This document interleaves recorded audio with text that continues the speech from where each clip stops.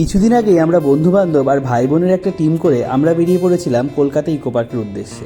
কৃষ্ণনগর স্টেশনে গিয়ে কচুরি দেখে লোভ সামলাতে না পেরে সবাই এক প্লেট কচুরি খাওয়া মাত্রই পৌঁছে যাই ইকো পার্কে।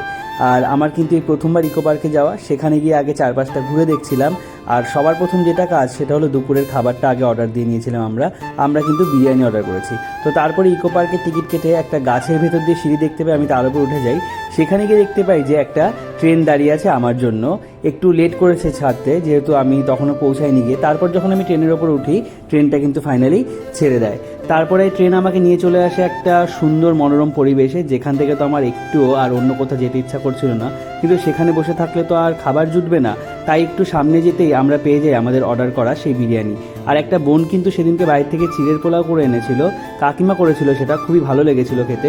আর আমি দেখো বসে পড়েছি বিরিয়ানি নিয়ে। বাড়িতে তো কাঁচা লঙ্কা খাই না, সেখানে গিয়ে একটা কাঁচা লঙ্কা কামড় দিয়ে দেখলাম, বেশ ভালোই লাগলো। আর দূর থেকে এই ঝর্ণাটা দেখতে পেয়ে আমার মনে হচ্ছিল আমি যদি একটু এই ঝর্ণাতে স্নান করতে পারতাম, কিন্তু সেটাও নাকি সম্ভব না। সেই জন্য 30 টাকা না 50 টাকা টিকিট একটা ছিল, যাই হোক সেটা আমার এখন আর মাথায় নেই।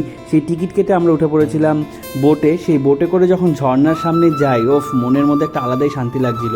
আর এই জায়গাটার নাম ছিল হচ্ছে রেইন গার্ডেন। মানে এখানে দিয়ে শাওয়ারের মতন জল পড়বে, তোমার গাটাও ভিজবে না, আবার মনটা অনেকটা শান্ত হয়ে যাবে। তো আমরা সেখান দিয়ে হাঁটাহাঁটি করছিলাম। আর এটা ছিল একটা লেক, আর পিছনে ছিল কয়েকটা কটেজ। আমি এখানে কিন্তু একটা ভিডিও করেছি, তারপর কয়েকটা ছবিও তুলেছি।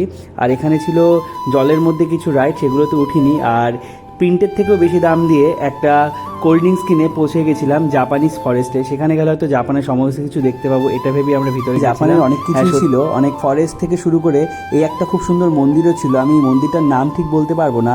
আর তার সামনে ছিল খুব সুন্দর একটা হাঁটার জায়গা। আর আমরা সেখানে গিয়ে দেখতে পেয়েছিলাম একটা প্রি ওয়েডিং শ্যুট হচ্ছিল, যেটা দেখতে তো খুবই ভালো লাগছিল।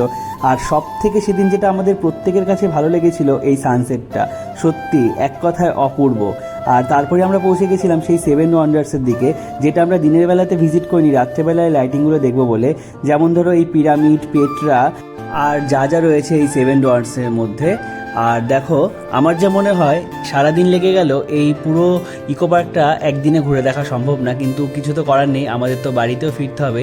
তাই আমাদের যতটা সম্ভব, মানে খুব গুরুত্বপূর্ণ যে জিনিসগুলো, সেগুলো কিন্তু আমরা দেখার চেষ্টা করেছিলাম। আর আমার তো সেখানে গিয়ে এতটাই ভালো লেগেছে যে আমার একদিন এখানে নাইট স্টে করার ইচ্ছে রয়ে গেল, যদি কখনো সম্ভব। ইকো পার্কের একটা ভিডিও আমি আগে তোমাদের সাথে শেয়ার করেছি। আর আজকের এই ভিডিওটা তোমাদের কেমন লাগলো সবাই অবশ্যই কমেন্ট করে জানিও। সবাই খুব ভালো থেকো, সুস্থ থেকো, দেখা হচ্ছে আবার নতুন কোনো ভিডিওতে।